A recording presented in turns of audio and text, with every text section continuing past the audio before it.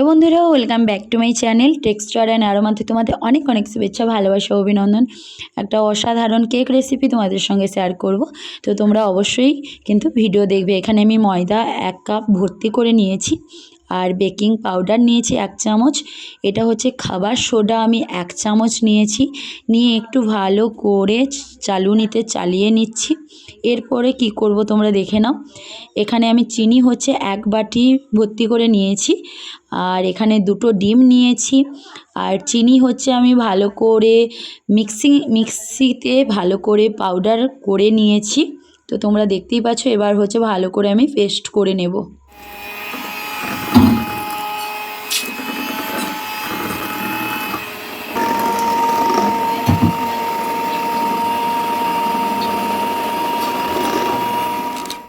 এর ওপরে আমি সরষার তেল 1 বাটির মতনই কিন্তু দিয়ে দিচ্ছি, কারণ যত তেল দেবে তত কিন্তু সফটও আসবে।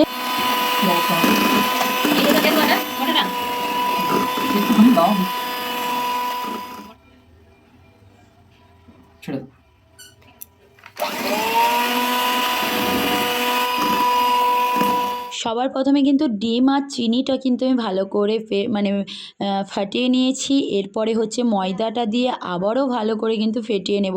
আর যত ফেটানো হবে তত কিন্তু এটা সফট হবে, ঠিক আছে? তো খুবই একদম মুখ্যম ভূমিকা এখানে হচ্ছে ভালো করে ফেটিয়ে নেওয়াটা।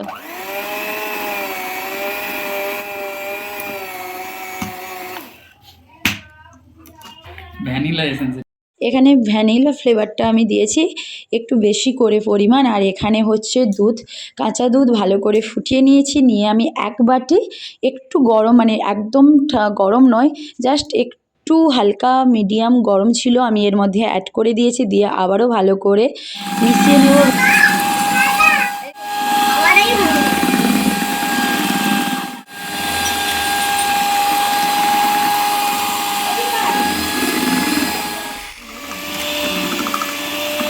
কিছুক্ষণ পর ফেটিয়ে নেওয়ার পরে হচ্ছে আমি মিল্ক মেড এখানে অ্যাড করেছি, 2 থেকে 3 চামচের মতন অ্যাড করেছি। যেই পাত্রে বসাবো সেই বাটিটায় কিন্তু একটু হালকা সরষার তেল, দেখো একদম 2 থেকে 3 ফোঁটার মতন সরষার তেল দিয়েছি। দিয়ে ভালো করে পুরো বাটিটাই কিন্তু আমি মাখিয়ে নিয়েছি। নিয়ে এবার কি করব তোমরা দেখে নাও। এবার কি করব, এর ওপরে আমি ময়দাটা একদম অল্প করে দিয়েছি, দেখো। দিয়ে হাত দিয়ে কিন্তু একদম মাখাবে না, আমি যেমন করছি যেইভাবে করছি তোমরা সেইভাবে কিন্তু ময়দাটা পুরো এইভাবে পুরো বাটিতে মাখিয়ে নেবে। তো পুরো বাটিটায় ময়দাটা মাখানোর পরে বাকি ময়দাটা কিন্তু ফেলে দেবে, ঠিক আছে? আর এখানে চকো চিপস দিয়েছি আর টুটি ফ্রুটি দিয়েছি। তোমরা চাইলে অনেক কিছুই দিতে পারো, কিশমিশ দিতে পারো। আর আমি কাজু আর চেরিটা রেখেছি, ওটা গার্নিশের জন্যই রেখেছি। আর এখানে আমি মিশিয়ে দিয়েছি চকো চিপস আর টুটি ফ্রুটি দিয়েছি, ঠিক আছে? তোমরা চাইলে কিশমিশও অ্যাড করতে পারো। এখানে আমি চেরিটাকে জলে ভিজিয়ে রেখেছি, এটা গার্নিশিংয়ের সময় আমি দেবো এই জন্য। আর এখানে হচ্ছে আমি প্রেশার কুকার বসিয়ে দিয়েছি, গরম হয়ে গেছে। ভেতরে আমি স্ট্যান্ড একটা উল্টে করে দিয়েছি, যেমন দিচ্ছি ওইভাবেই কিন্তু করবে।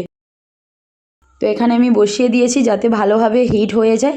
আর এখানে আমার পুরো সুন্দরভাবে পেস্ট হয়ে গেছে, মেশানো হয়ে গেছে, আমি পাত্রের মধ্যে ঢেলে দিয়েছি। তো এরপরে কি করব তোমরা দেখে নাও।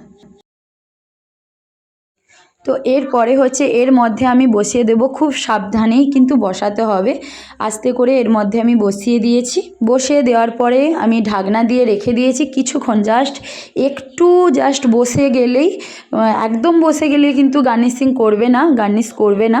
একটু বসে গেলে মানে জাস্ট 10 মিনিটের মতন ঢাকনা দিয়ে খুলে দেখবে জাস্ট একটু হয়েছে। তার উপরে তোমরা তোমাদের পছন্দ অনুযায়ী সব ফ্রুট, নাট এগুলো দিয়ে গার্নিশ করতে পারো। আমি এখানে কাজু দিয়েছি আর চেরিটা দিয়ে সাজিয়ে নিচ্ছি। আমি এখানে ঢাকনা দিয়ে দিয়েছি, আর এটা 1 ঘন্টার মতনই হবে, তো একটু বেশিও লাগতে পারে। তো দেখতে আর হয়েছে নাকি সেটা অবশ্যই চেক করবে, একটা খাঁচি দিয়ে ভেতরে পেস্ট করে দেখে নেবে যে হয়েছে নাকি ঠিকঠাকভাবে। তো তারপরে আমি তোমাদের খুলে কিন্তু দেখাচ্ছি কেমন হয়েছে না হয়েছে।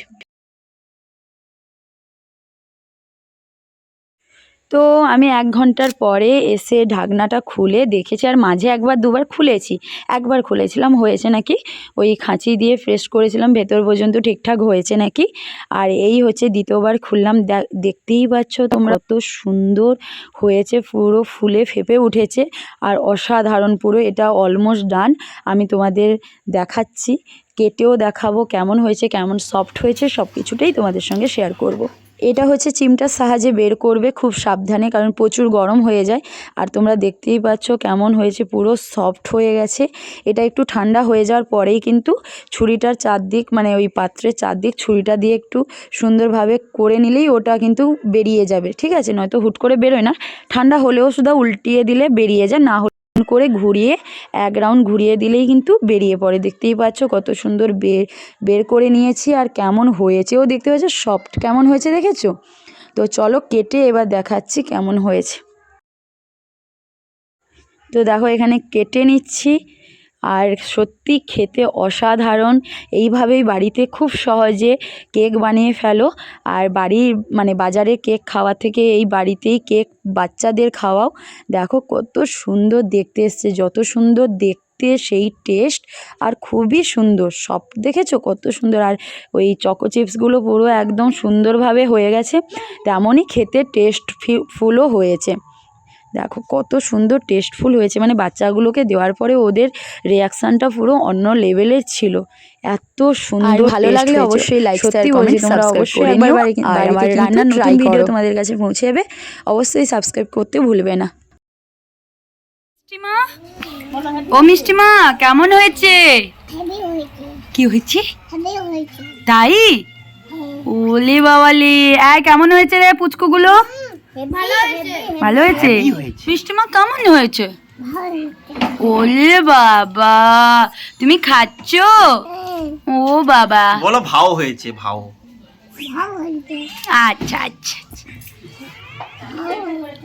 ভাও হয়েছে।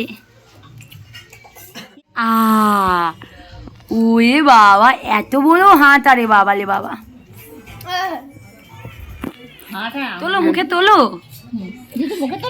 তোলো তোলো মিষ্টিমা মুখে তোলো। আপুজ, আপুজ।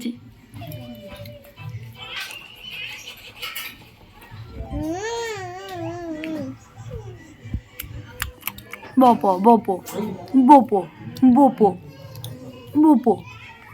টাটা করে দাও, টাটা করে দাও, এই টাটা করে দাও মিষ্টিমা, টাটা। খাওয়াই ব্যস্ত।